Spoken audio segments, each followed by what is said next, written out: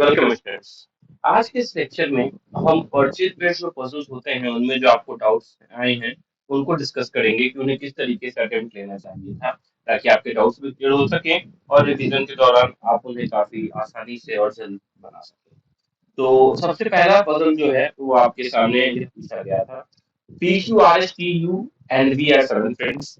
P is taller than Q and T। तो information में आपको गिवन है P जो है वो Q और T दोनों से बड़ा है, मगर Q और T के बीच में अभी आपको रिलेशनशिप नहीं पता। उसके बाद है but P is not the tallest. यानी कि कुल मिला के सेवन फ्रेंड्स हैं। तो अगर मैं इस तरीके से लिख लूं इनको रैंकिंग के हिसाब से, अगर मैं बैठाऊं 7 6 5 4 3 2 और 1 पे, तो 7 नंबर पे जो है वहां पे आपका पी नहीं बैठेगा। P is not the tallest. उसके बाद गिवन है you is shorter than only one person. You सिर्फ एक ही पर्सन से छोटा है। अब क्योंकि सिर्फ एक ही पर्सन से छोटा है इसलिए यू कहाँ बैठ जाएगा, नंबर 6 पे। तभी तो सिर्फ एक पर्सन यानी 7 से छोटा होगा। उसके बाद पूछा गया है, गिवन है S is taller than only V. S जो है वो सिर्फ वी से बड़ा है, यानी एस नंबर 2 पे आ जाएगा और वी आपका नंबर 1 पे आ जाएगा। हमसे पूछा गया है who is the third tallest person. जो तीसरा टॉलेस्ट पर्सन है वो कौन होगा। अब अगर देखें तो मुझे बस एक ही इंफॉर्मेशन मेरे पास एक्स्ट्रा बच रहा है पी क्यू एंड टी के बारे में। तो क्योंकि पी को क्यू और टी के ऊपर बैठना है और पी 7 नंबर पे नहीं बैठ सकता, तो एक ही पोजीशन है, पी 5 नंबर पे बैठेगा। अब 4 पे या तो क्यू बैठेगा तो 3 पे टी बैठेगा, या ऐसा हो सकता है कि 4 पे टी बैठे और 3 पे क्यू बैठे। ये दो पॉसिबिलिटी बन सकती है। और जो बचा P Q R S T U V, तो क्यू जो है वो आप पी नहीं, पी क्यू आर, आर जो है वो आपका नंबर 7 पे बैठ जाएगा। तो यह हमारा फाइनल अरेंजमेंट होगा। इसके बेसिस पे पूछा गया who is the third tallest person. तो first second third, the third tallest person is P. The correct option is option number 1। P is the third tallest person. तो इस तरीके से इस क्वेश्चन को आपको अरेंज करना था। भले ही पजल के सॉल्यूशन में दो आंसर बने, मगर क्योंकि आपसे थर्ड टॉलेस्ट पूछा गया था तो दोनों में आंसर सेम आ रहा है, इसलिए हमारा करेक्ट ऑप्शन आया सी। चलिए अगले सवाल पे चलते हैं। अगला सवाल आपसे आरबीआई असिस्टेंट 2022 में पूछा गया था। क्वेश्चन यह गिवन है। A family consists of 7 members A, B, C, D, E, F, G of different ages and arrange them from the highest age to youngest। Highest से यंगेस्ट पे इनको अरेंज किया गया है और कुल मिलाकर 7 मेंबर्स हैं। सबका एज अलग अलग है। Consecutive arrange persons age difference is only 3। एक दूसरे के बीच का जो डिफरेंस है, हर एक पर्सन के बीच का एज का जो डिफरेंस है वो 3 3 साल के बराबर है। यानी अगर एक 5 से स्टार्ट होता है तो 5 3 8 3 11 3 14 इस तरीके से आगे बढ़ेगा। इसके बाद गिवन है E is not youngest among all. E जो है वो सबसे छोटा नहीं है। यानी अगर मैं एक को सबसे छोटा मानता हूं तो यहाँ पे मैं ई को नहीं बैठा सकता। E is not youngest among all but is younger, E is not youngest among all but is younger than D whose age is not 55। E आपका सबसे छोटा नहीं है, मगर आपको यह बता रहा है कि वह डी से छोटा है। अब इमीडिएट छोटा है ऐसा नहीं बोला गया है, डी से छोटा है यह बोला गया है। whose एज इज नॉट 55, यानी डी का जो एज है वो आपका 55 साल का नहीं है। यानी डी जिसका एज 55 साल का नहीं है वो ई से बड़ा होगा। इमीडिएट बड़ा नहीं बोला गया है, मगर ई से बड़ा होगा यह बताया गया है। इसके बाद है the age of B, the age of B 61 and is older than A. B का जो एज है वो भी आपको गिवन क्या गिवन है कि जो बी का एज है वो आपका 61 साल के बराबर है। और यह भी गिवन है कि वो ए से बड़ा है, मगर इमीडिएट बड़ा है ऐसा लिखा है क्या, नहीं। तो हो सकता है बी और ए के बीच में कोई आए, हो सकता है न भी आए। तो क्वेश्चन आगे पढ़ेंगे तो इसके बारे में इंफॉर्मेशन पता चलेगा। इसके बाद गिवन है the age of the youngest person is 46। यह बहुत इंपॉर्टेंट इंफॉर्मेशन है। क्यों, आपको दे दिया कि जो सबसे यंगेस्ट पर्सन है उसका एज जो है वो आपका 46 ईयर्स है। यानी नंबर 1 पे जो है जो सबसे यंगेस्ट है उसका एज 46 है। और ऊपर दिया था कि कंजिक्यूटिव एज डिफरेंस जो है वो 3 साल का है। यानी बेसिकली यहाँ हमें यह उसने बता दिया है कि अब जो अरेंजमेंट होगा वो कुछ इस तरीके का होगा, 46, 49। अगर मैं एज के बेसिस पे बात करूं, तो अगर मैं इंक्रीजिंग ऑर्डर में इनको बैठा दूं, तो 46, 49, 52, 55, 58, 61 एंड 64। तो बस मुझे इस इंफॉर्मेशन से पता चला। अब जैसे ही मुझे यह पता चला, तो मैं बी को बैठा सकता हूँ, क्योंकि बी का एज 61 ईयर्स गिवन है। तो बी को मैंने नंबर 6 पे बैठा दिया। और डी आपका 55 पे नहीं बैठेगा, यानी डी आपका 55 साल का नहीं है, ये भी मैं लिख सकता हूँ। इसके बाद क्या गिवन है, पढ़ते हैं। The age of the youngest person is 46 and the age of G is less than 52। यानी जी का जो एज है वो 52 साल से छोटा है। यानी जी का एज क्या हो सकता है, यानी जी का एज या तो 49 ईयर्स होगा, या तो 46 ईयर होगा, अभी पता नहीं है।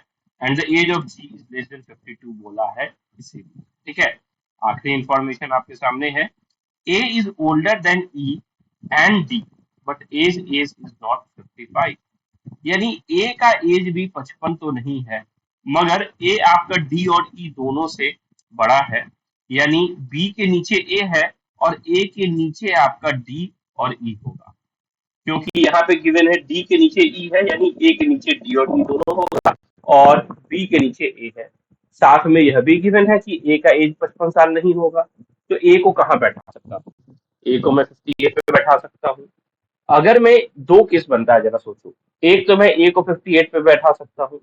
अगर मैं ए को 58 पे बैठा था, तो डी कहाँ बैठता, डी मेरा 52 पे बैठ सकता था, क्योंकि डी 55 साल का नहीं है। और ई कहाँ बैठता, ई क्योंकि डी से नीचे है, इसलिए ई 49 पे बैठ सकता था। ये पॉसिबिलिटी है। एक और पॉसिबिलिटी, क्या यह पॉसिबल है, जरा सोचिएगा। बी 6 पे है, ए 58 पे नहीं बैठाते, गिवन है ए 55 पे भी नहीं बैठ सकता है। ए को क्या मैं 52 पे बैठा सकता था, अगर मैं ए को 52 पे बैठा था, तो डी हमारा 48, 49 पे आता। डी का एज 49 ईयर्स होता उससे नीचे, और ई का एज 46 ईयर होता, जो कि गलत हो जाता, क्योंकि ई सबसे यंगेस्ट नहीं है। यानी यह वाला जो इंफॉर्मेशन है, यह वाला पॉसिबिलिटी आपका पॉसिबल नहीं है। सिर्फ एक ही पॉसिबिलिटी हमारे पास अभी तक बनकर आई है। अब यहाँ से हम यह भी यूज कर सकते हैं कि जी का एज 49 या 46 है, क्योंकि 49 ऑक्युपाइड है, इसलिए जी का एज 46 हो जाएगा। अब हमारे पास बचे हैं सी और F, A B C D E F G. तो सी और एफ हमारे पास बचे हैं, जिनके बारे में कहीं भी कोई इंफॉर्मेशन नहीं गिवन है। यहाँ से दो पॉसिबिलिटी आ सकती है। सी और एफ या तो साथ में बैठेगा, अगर सी को साथ में बैठा रहे हैं तो एफ 4 पे बैठेगा, और अगर एफ को साथ पे बैठा रहे हैं तो सी 4 पे बैठेगा। यह हमारा पजल का सॉल्यूशन आ गया।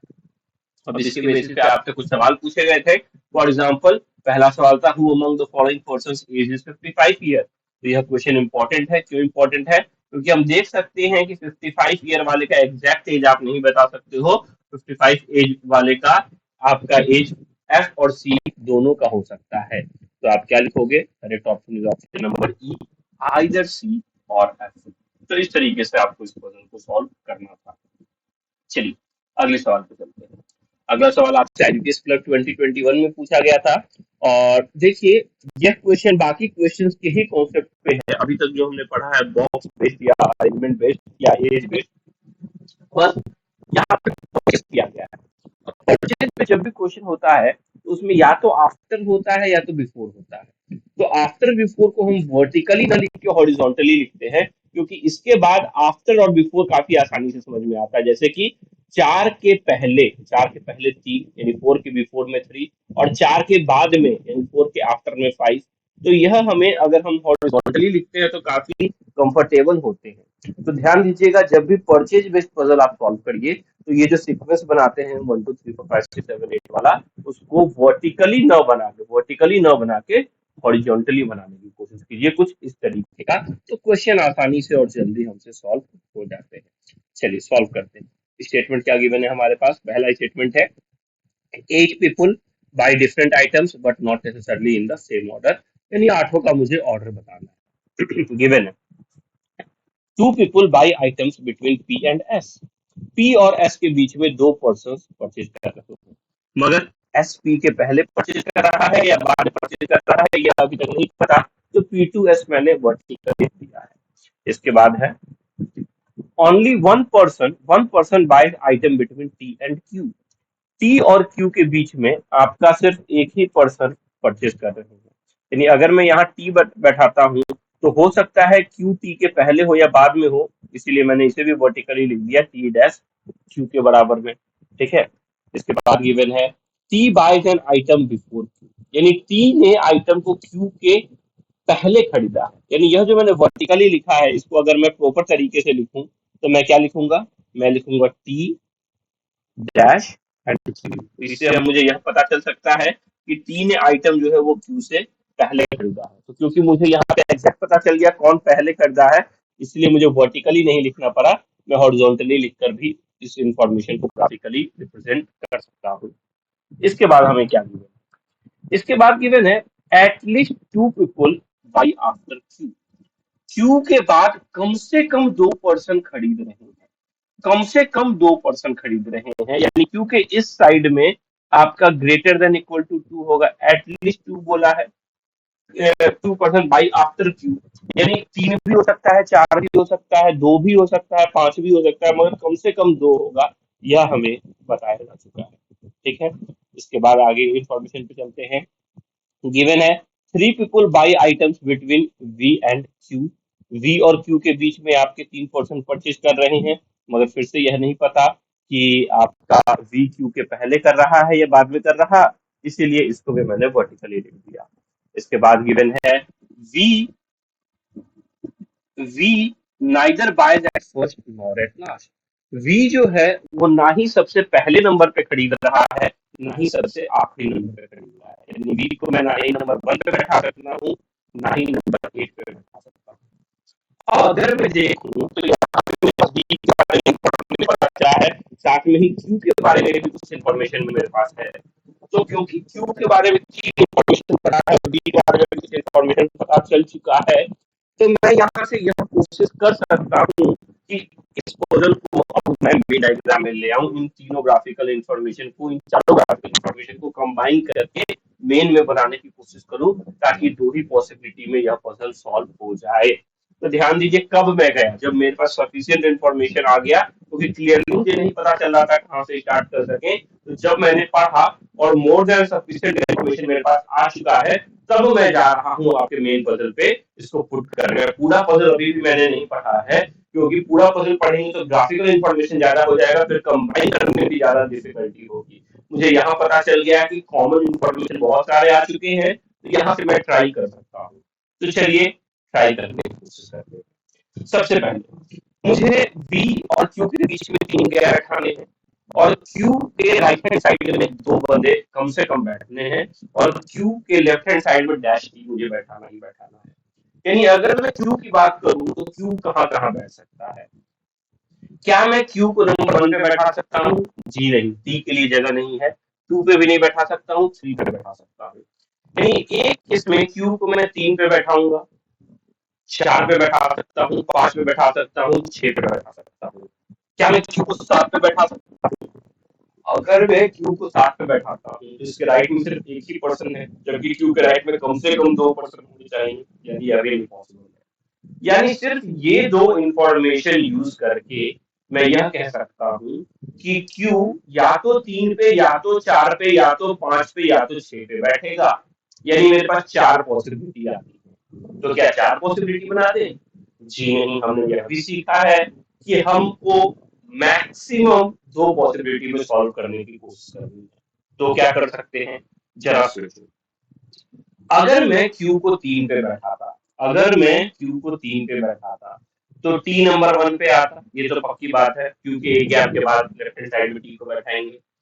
और गिवन है क्यू और वी के बीच में 3 पर्सन है, तो 1 2 3 गैप के बाद वी आपका 7 पे आ जाएगा। पॉसिबल है, बिल्कुल। अब क्या मैं क्यू को 4 पे बैठाऊंगा? अगर मैं क्यू को 4 पे बैठाता तो भी टी आपका 2 पे आता, इधर 3 गैप है नहीं, और वी आपका 8 पे चला जाता, और यहाँ गिवन है कि वी एंड में यानी 8 पे नहीं बैठेगा, यानी यह पॉसिबल नहीं है। अब जरा सोचो, क्या मैं क्यू को 5 पे बैठा सकता हूँ? अगर मैं क्यू को 5 पे बैठाऊंगा तो एक डैश के बाद टी आपका नंबर 3 पे आएगा, और इधर 3 गैप है नहीं, तो इधर 1 2 3 गैप छोड़ के वी को मुझे नंबर 1 पे बैठाना पड़ेगा, जो कि पॉसिबल नहीं है क्योंकि वी 1 पे भी नहीं बैठ सकता। यानी क्यू को सॉरी यानी क्यू को मैं 4 और 5 पे नहीं बैठा सकता, क्योंकि इन दैट केस मैं वी को नहीं बैठा पाऊंगा। तो ये हमारा गलत है। तो अब क्यू को कहाँ बैठाएं? तो क्यू को नंबर 6 पे बैठा के देखते हैं। अगर क्यू को नंबर 6 पे बैठाएंगे, टी नंबर 4 पे आएगा और 1 2 3 गैप के बाद वी आपका नंबर 2 पे आएगा। यह पॉसिबल है, कोई दिक्कत नहीं। तो देखिए किस तरीके से हमने इन चारों इंफॉर्मेशन को क्लब किया, और क्लब करके हमको सिर्फ 2 पॉसिबिलिटी मिली, और हमने ये सारे इंफॉर्मेशन टी और क्यू के बीच में 1 है, वी और क्यू के बीच में 3 है, क्यू 1 और 8 पे बैठेगा, यह सारा इंफॉर्मेशन हमने अपने मेन ग्राफ में पुट कर दिया है। अब आगे चलते हैं। अगला क्या है? अगला है the number of person buy item before T is same as the number of person buy the item after W. यानी टी के पहले जितनों ने खरीदा है, उतने ही पर्सन डब्ल्यू के बाद में खरीदे। तो यहाँ टी के पहले किसी ने नहीं खरीदा है, तो यहाँ पे डब्ल्यू नंबर 8 पे आ जाएगा, डब्ल्यू के बाद में कोई नहीं खरीदेगा। यहाँ टी के पहले 3 खरीद रहे हैं, तो यहाँ डब्ल्यू नंबर 5 पे आ जाएगा, डब्ल्यू के बाद में 3 खरीदेंगे। तो इस इंफॉर्मेशन को भी हमने यूज कर दिया। इसके बाद गिवन है two people buy item between W and P. W और पी के बीच में 2 पर्सन खरीद रहे हैं। पहले से मुझे पता है पी और एस के बीच में 2 पर्सन खरीद रहे हैं। अब दे रहा है कि डब्ल्यू और पी के बीच में भी 2 पर्सन खरीद रहे हैं, और मुझे डब्ल्यू का लोकेशन पता है। तो पहले पी को और एस को बैठाने की कोशिश कर लेते हैं। डब्ल्यू 1 पर्सन 2 पर्सन गैप, यहाँ पे पी 1 पर्सन 2 पर्सन गैप, यहाँ पे एस। इस केस में चलते हैं। डब्ल्यू 1 पर्सन 2 पर्सन जा ही नहीं सकते। डब्ल्यू 1 पर्सन 2 पर्सन, पी को तो यहाँ बैठा दिया, मगर एस के लिए फिर जगह नहीं बचेगा। तो यहाँ से मैं कहूंगा मेरी नीचे वाली पॉसिबिलिटी गलत हो गई। हमारे पास बस एक ही पॉसिबिलिटी बची है, और आखिरी इंफॉर्मेशन है R buys before U. R U के पहले खरीदता है, तो आर आ जाएगा नंबर 4 पे और यू आ जाएगा नंबर 6 पे। तो हमारा फाइनल परचेज ऑर्डर हो जाएगा T S Q R P U V W. तो इस तरीके से इस पजल को आपको सॉल्व करना था। इसके बेसिस पे आपसे सवाल पूछा गया है who among the following arrived, नहीं, ये इसके बेसिस पे कुछ सवाल पूछे गए थे जो आप सॉल्व कर चुके थे, तो इसलिए इसको यहाँ पे तो मैंने नहीं दिया है। अब आगे चलते हैं अगले क्वेश्चन में। अगला पजल आपसे पूछा गया था आईबीपीएस पीओपी 2020 में। इसमें सुशांत को शायद डाउट भी था, तो क्वेश्चन देखते हैं क्या है। 5 girls A to E decided to meet at a movie theater after their college hours। तो कुल मिला के 5 गर्ल्स हैं, इनको कॉलेज आवर के बाद आपको एक मूवी थिएटर के लिए मिलना था। यानी बेसिकली मुझे 5 का अरेंजमेंट करना है कि कौन पहले आया कौन बाद में आया। तो फिर से बिफोर और आफ्टर हो गया। जब भी बिफोर और आफ्टर हो जाएगा तो हम क्या करेंगे, हम वर्टिकली लिखेंगे या हॉरिजॉन्टली लिखेंगे? हम हॉरिजॉन्टली लिखेंगे। हॉरिजॉन्टली लिखना हमारे लिए आसान हो जाता है। तो 1 2 3 4 5, 5 प्लेसेस मैंने बना दिए। अब क्या given information, 4 people arrived before D। D के पहले 4 पर्सन आ चुके हैं। तो डी कहाँ पे आएगा बताओ? 5 में से 4 पर्सन डी के पहले आ चुके हैं, तो डी सबसे आखिरी में आएगा, सिंपल सी बात है। तो डी जो है वो आपका सबसे आखिरी में बैठाएंगे। डी के पहले 4 पर्सन आ चुके हैं। इसके बाद है सी did not arrive after a. सी ए के बाद नहीं आए, यानी सी जो है वो ए के पहले आई। सी did not arrive after a, यानी सी जो है वो ए के पहले आई, यानी ए के लेफ्ट में इमीडिएट नहीं होगी, मगर ए के लेफ्ट में लाई करेगी, इतना तो हम श्योर है। तो इसको मैंने आपका लिख दिया। इसके बाद है B is not the first girl to arrive at the theatre, यानी पहले नंबर पे आपका बी तो नहीं आएगा। इसके बाद है ओनली 1 पर्सन अराइव आफ्टर ई। ई के बाद सिर्फ 1 पर्सन आया है, यानी ई आपका चौथे नंबर पे आएगा, तभी तो ई के जस्ट बाद सिर्फ 1 पर्सन आएगा। ठीक है। अब मुझे सी ए और बी को अरेंज करना है। तो कैसे अरेंज कर सकते हैं जरा सोचो। एक पॉसिबिलिटी, क्योंकि बी नंबर 1 पे नहीं आएगा, तो एक पॉसिबिलिटी बनेगा कि बी नंबर 2 पे आए। एक पॉसिबिलिटी बनेगा कि बी नंबर 3 पे आए, और ई और डी का तो पोजीशन फिक्स है, तो ये दोनों मैंने बना दिया।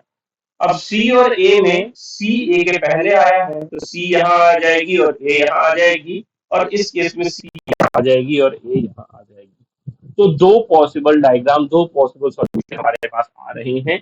क्वेश्चन पूछा गया है who among the following arrive second eight the theatre. तो सेकंड एट द थिएटर में आपका ए भी आ सकता है, बी भी आ सकता है। अब क्योंकि यहाँ ऑप्शन में ए लिखा है, बी लिखा है, सी लिखा है, ई लिखा है और कैन नॉट बी डिटरमाइंड लिखा है, तो क्योंकि आप एग्जैक्टली नहीं बता सकते हो कि फर्स्ट वाली पॉसिबिलिटी सही है या सेकंड वाली, क्योंकि उसके लिए प्रॉपर इंफॉर्मेशन नहीं दिया गया है, तो आपका आंसर होगा कैन नॉट बी डिटरमाइंड। तो इस तरीके से इन पजल्स को आपको सॉल्व करना था। तो अज्यूम करता हूँ कि अब आने वाले जो टेस्ट हैं उनमें जो हम आपको क्वेश्चंस रिवीजन के लिए देने वाले हैं उसमें आप गलती नहीं दोहराओगे और जल्दी से जल्दी इन क्वेश्चंस को सॉल्व करना स्टार्ट कर दोगे। चलो, आज का वीडियो यहाँ पे एंड करते हैं, मिलते हैं आपसे अगले वीडियो में। तब तक के लिए गुड डे।